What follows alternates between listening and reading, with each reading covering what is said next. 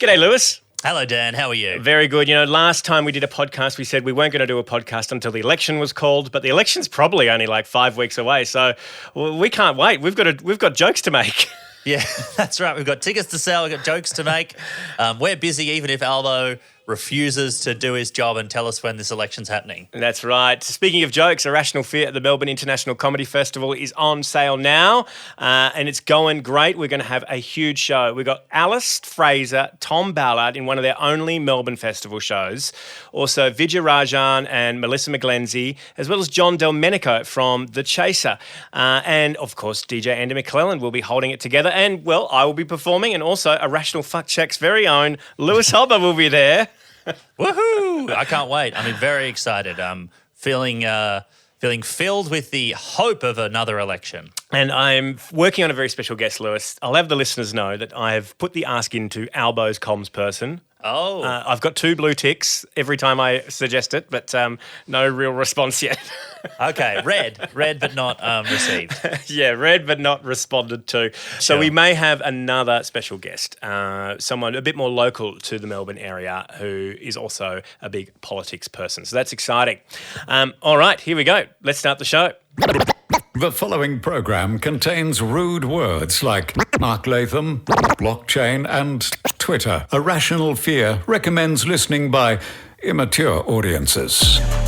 Comedians, experts, laughing at the world as it burns down around us. This is a Rational Fear. Tonight, US Secretary of Health RFK says that if everyone got the measles, then quite possibly no one would get the measles again, saying if only there was a word for that. Maybe a worm ate that part of my brain. And opposition leader Peter Dutton says he'll govern just like Donald Trump, except for all the bits that people don't like. And in the wake of Trump's tariffs, Anthony Albanese is urging Australians to buy Australian-made for their next big purchase, saying that it applies to everything except nuclear submarines. With more disinformation than the Daily Telegraph's comment section, this is Irrational Fear. This is a Rational Fear.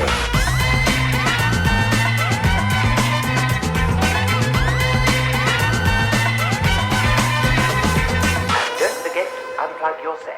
Hello, this is Irrational Fear, the podcast that takes the Australian news and politics and puts it into a blender and makes a delicious disinformation smoothie.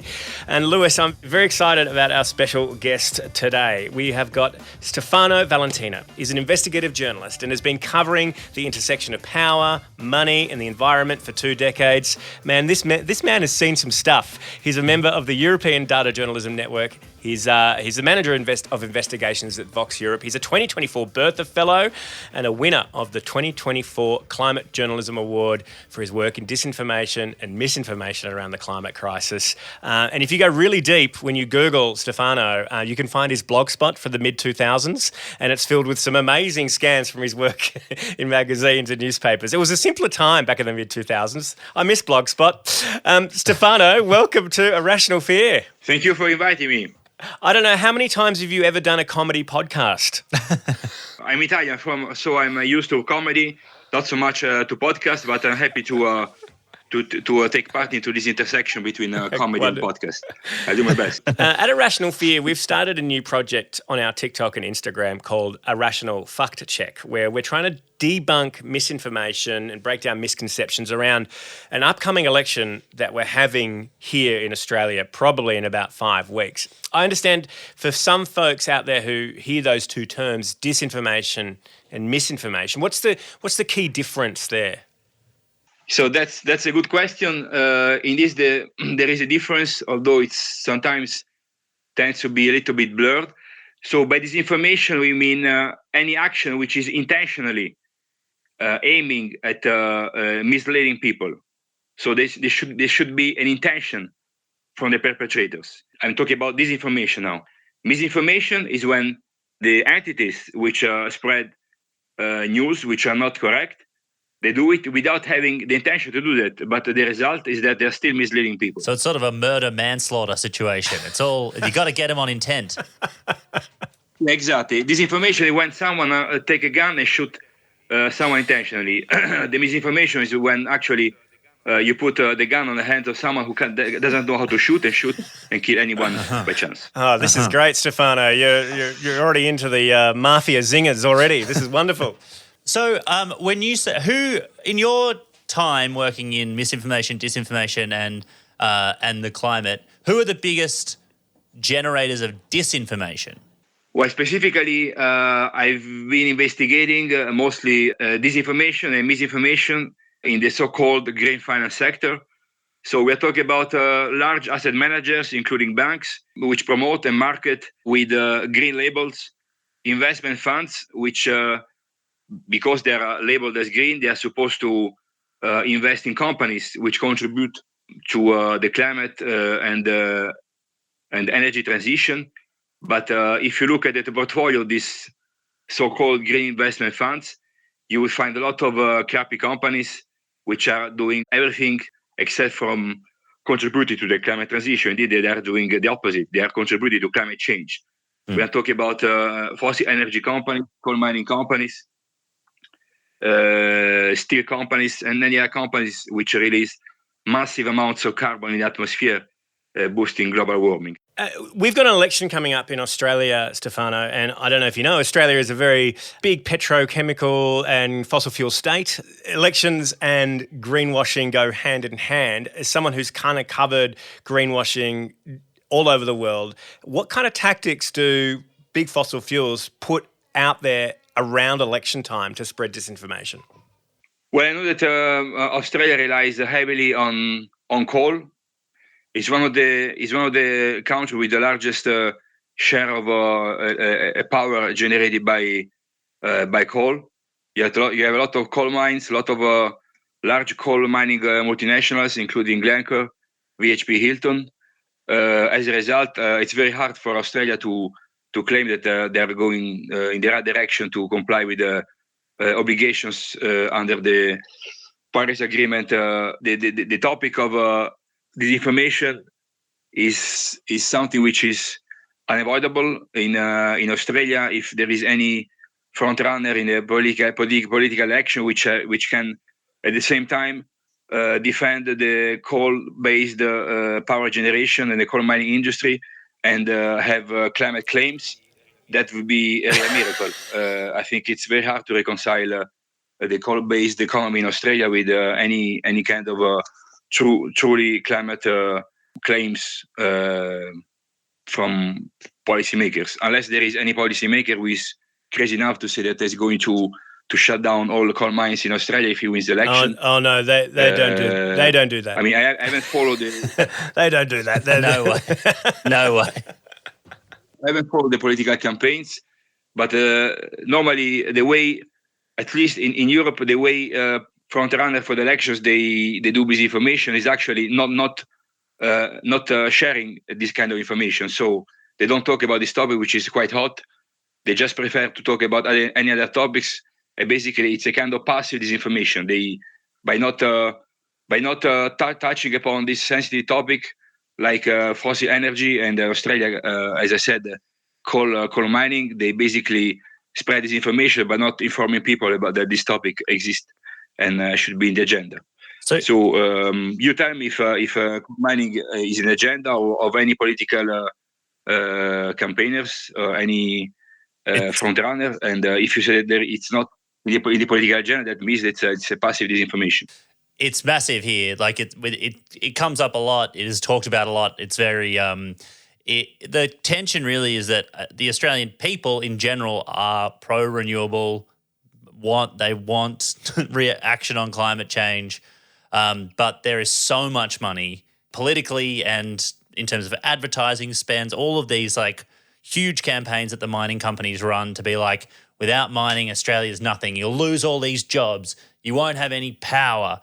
Like there'll just be this disaster striking the heart of Australia's economy and soul if there's no coal mining. And that has been happening for so long that I think people really do believe that now. They don't represent disinformation from a climate perspective because they are not saying that coal mining is not bad for the planet.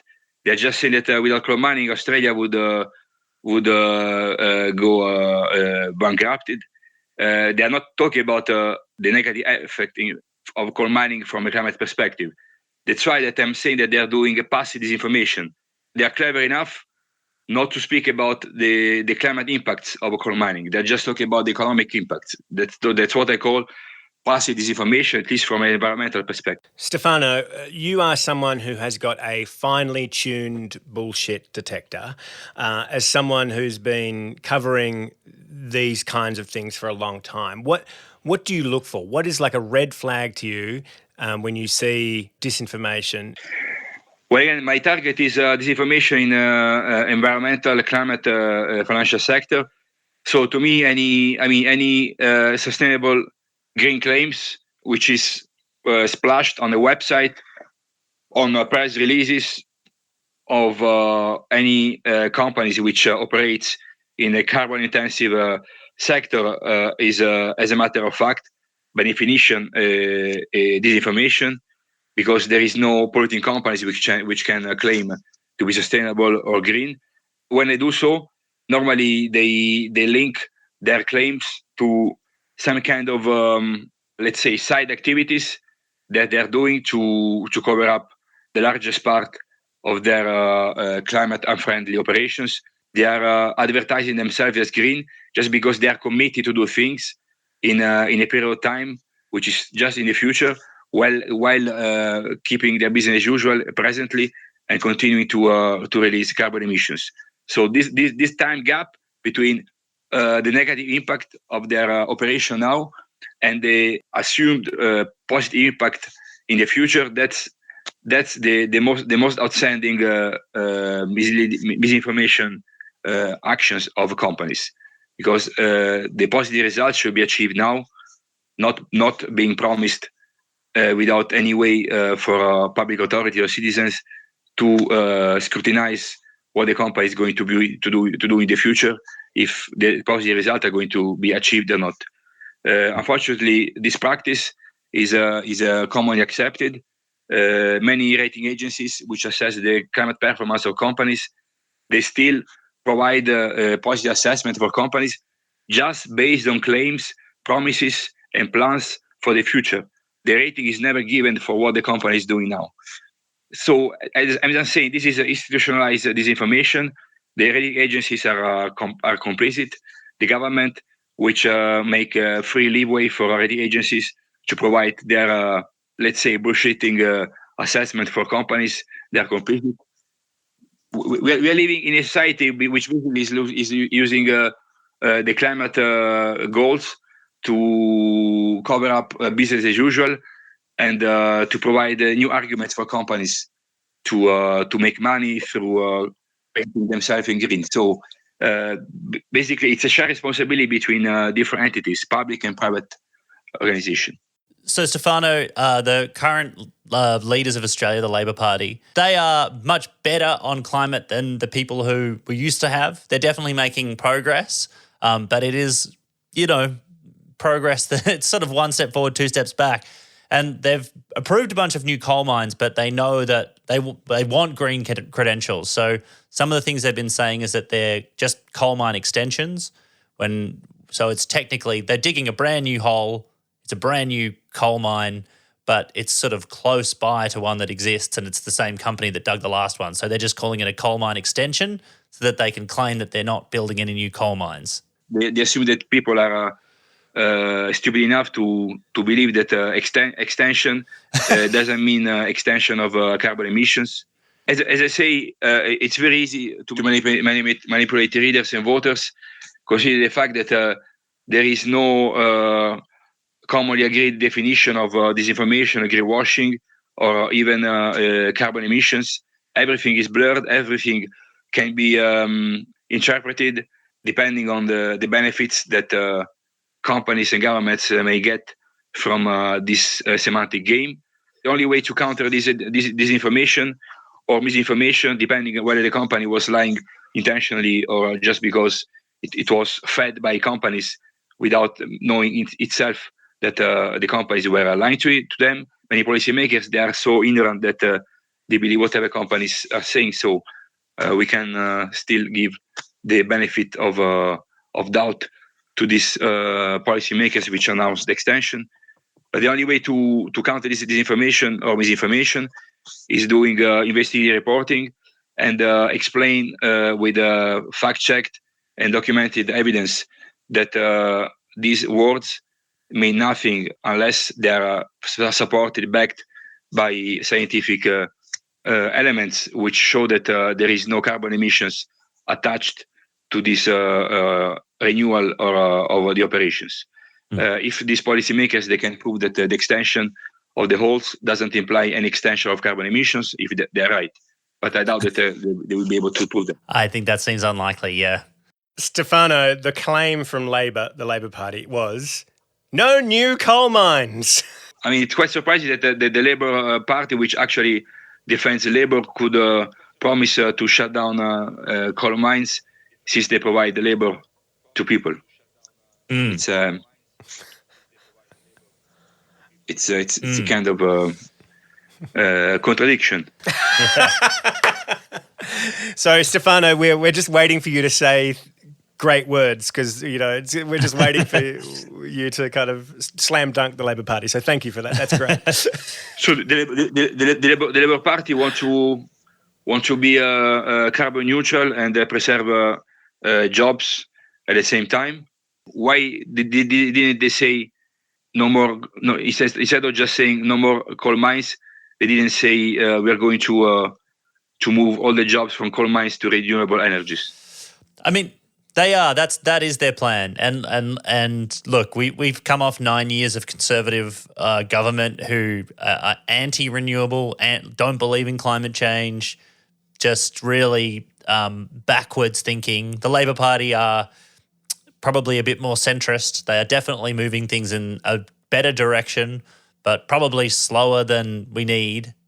Definitely slower than we need. But look, after nearly 10 years of what we had, it still feels better, but it's just not fast enough. So I guess they could think about covering the whole Australian desert with solar panels. I mean, that would be maybe quite enough to replace coal. I have no idea. It definitely would. You wouldn't need to use the whole Australian desert. You could do it with much less than the whole one. We could put all of Tasmania under a solar panel and we could power the whole world, including Italy and Colombia. So why you think this is not happening? Now I ask you the question. Well, there's a few things going on. There's political pushback, which is fed largely through misinformation and disinformation from fossil fuel industries. They are creating campaigns on the ground that appear to have the presence of being grassroots created by the community, but they're very well organised, and they spread rumours about, like offshore wind, for instance, saying that the wind will kill the seagulls or kill the dolphins or kill the whales, where there's no definitive proof about that as well. I don't know if you know anything about ships that move coal, but they kill more whales than offshore wind farms do. Of course, wind farms, yeah, they do kill birds, but not as many birds as windows kill. Windows kill far more birds than wind farms. Cats kill far more birds by factors of thousands than wind farms. These fake grassroots community organisations are inside these communities where these wind farms are purported to be, to stir up anger and resentment within the community. And so we've already seen a big offshore wind development be killed in Victoria, one of the states of Australia, and there's 2 more in New South Wales that could possibly be killed. And these kind of communities also go into farming areas, and they also sow distrust of the grid operator and things like that. Now, the grid operators in Australia, Stefano, are private. They used to be public, but because they're private, they get money by constantly building out the grid from the government. So the grid operator is a bad actor in itself, because often they're building power lines where power lines don't need to be in order to kind of receive money from the government for doing the work. And and that also upsets community, because while we need power lines to move renewable energy from sunny spots to cloudy spots, from windy spots to non-windy spots, the power lines are kind of being built without community consultation in a meaningful way. So you've got a couple of things in the ecosystem that there is an enormous amount of pushback in renewables in that space. And you've kind of got this weird separation of powers. This is the next thing. In Australia, you've got a state-level government, which largely looks after energy, and you've got the national government, the federal government. The state government across the two major parties, Liberal and Labor, the Conservative Party and the Labor Party, are very much aligned when it comes to the build-out, the rapid deployment of renewables in Australia. They want it fast, they want it done quickly, because the coal-powered baseload is failing. There's not a day in the last couple of years where one coal energy provider hasn't been offline. So they want to replace that, and that's happening. That we're already at 41% renewables inside the electricity system, which is great. But then the federal level, it's become incredibly politicised. So you've got the Conservatives and the Labor Party. The Labor Party are backing renewables. The Conservatives are saying they're going to tear it out, which is enormous contradiction to their colleagues at the state and local level. So it's this weird thing. It's a political game at the top, because if they can split the electorate on this issue, then they can win power, potentially. So it's all very simple, Stefano. Okay. Well, great. Well, then it would be interesting to see if how many Australians who are participating in the elections, they intentionally or unintentionally put their savings directly into coal mining companies or investment funds which invest in the coal mining companies. This is true. I mean, we don't think about it, but in Australia, we don't really have a pension scheme these days. We have a superannuation scheme. So all of us have huge amounts of money locked up for our retirement, and that money is often being spent on fossil fuels because it brings a great return. We are indirectly supporting fossil fuels with our retirement plans individually.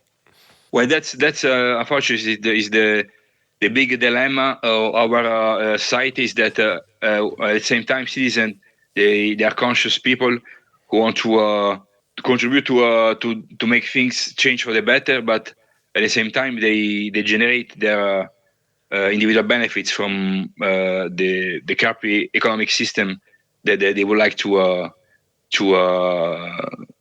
change. And some citizens they are aware about it. Many of them they are not aware about this contradiction that they're living every day. Whether the people who know about it they are ready to sacrifice their own individual benefits for the public interest, this is another question. So I think that the disinformation is a problem which is much larger. Is an epidemic problem, which is pervasive, which is infiltrating everyday life of people, and basically making all of us complicit of the disinformation. Because as we said, all of us we get benefits from this economic system. While being misled in our investment decisions, basically we are also compensated with some economic benefits, and the trade-off it's very difficult to control, and ultimately it's in the hands of everyone to decide what to do. Stefano, after talking to you, I feel like the best course of solution is just to take on that misinformation, don't even worry about it, and go have a good time, and don't even worry about climate change. Well, that could be the solution. Just having keep going on with the party until the end. That's the running conclusion. That's the matrix. That's a matrix dilemma. You push on the red or the blue button. If you want the truth, you push the red button, but you find yourself in front of a gloomy reality. Mm-hmm. If you don't want to look at the truth, you want to turn a blind eye on reality, then you keep partying. Yeah. To me, what is important is everybody is aware about his own decision. If people want to go partying, I'm not judging them. Maybe I'm going to join them. Why not? Stefano Valentino, thank you so much for joining Lewis and I on Irrational Fear. I think you've given us a lot to think about, and I think I think we will be taking the red pill, and eventually, I think the blue pill is probably very enticing. No one It's has very ever enticing. tried taking both at once. Double drop. Your fear is rational. Stefano Valentino, what a great conversation that was, and it's one of those funny things. Like, you talk to someone who's been in the game for 25 years, Lewis, and it's like, everything, we think there might be another layer of complexity behind all this, but no, companies are just bullshitting us. Yeah, it's just governments are just bullshitting us. It's just the same and this is lies the way, that you think. This is the way. Yeah, everything you think is happening, and that's pretty much it. And it's terrible, and it's so hard to fix because everyone does it. But it's about what you think is happening is happening. I was like, oh, yeah, Stefano's going to be great. He's going to give us some kind of insight that no one has really understood before when it comes to disinformation. But no, it's like, no, everyone's trying to bullshit you. Rich people are just lying to you to make more money and not look too bad while they do it. A good night. And speaking of making more money, please come to our Melbourne Comedy Festival show. I promise we will not be making the kinds of profits seen by the multinational gas and oil corporations. Yeah, and big thank you to a couple of people who've signed up off the back of A Rational Fuck Check to Patreon. And that's really appreciative. That keeps us going every week. So thank you. Patreon.com/A Rational Fear. That is it for A Rational Fear this week. Big thanks to Stefano. Big thanks to you, Lewis. Big thank you to Jacob Round on the Teppanyaki timeline. Lewis, have you got anything to plug? Well, at the moment, no. Just doing A Rational Fuck Check on Instagram and on TikTok, which has been really fun. The other podcast I do also has a live show at the comedy festival, Hobber and Hing. So you can come to that on Good Friday. It is not the same as this. It's just a couple of silly boys. And you have been absolutely crushing it on Fuck Check. I'll give it one more plug because the numbers are extraordinary. On Instagram, in the last 30 days, Lewis, we've hit 920,000 views. So nearly 1 million views in the last month alone. So that has been amazing. Big thanks to you and Dylan Bain for working so hard on that. Yeah. I think we've cracked 1 million on TikTok, haven't we? We're up to a couple of million now. TikTok account of you as like 3 frames. They're like, oh, great, 3 frames, excellent. What's next? Yeah, but that's marketing, Dan. They know. It's like the old Facebook numbers. It's not about whether they're real, it's how good they look. That is so true. But some of these numbers are great. 200,000, 170,000, 160,000. So if you haven't checked out, and that's just Instagram, not TikTok included. If you haven't checked out A Rational Fuck Check on our Instagram, do check that out. All right. Until next week. I think we'll be back next week because it's time to get in the swing of things. Okay. I've heard that promise before. Well, we said we're going to start when elections be called, but Darbo's just taking his time. So we'll see you next Friday on A Rational Fear.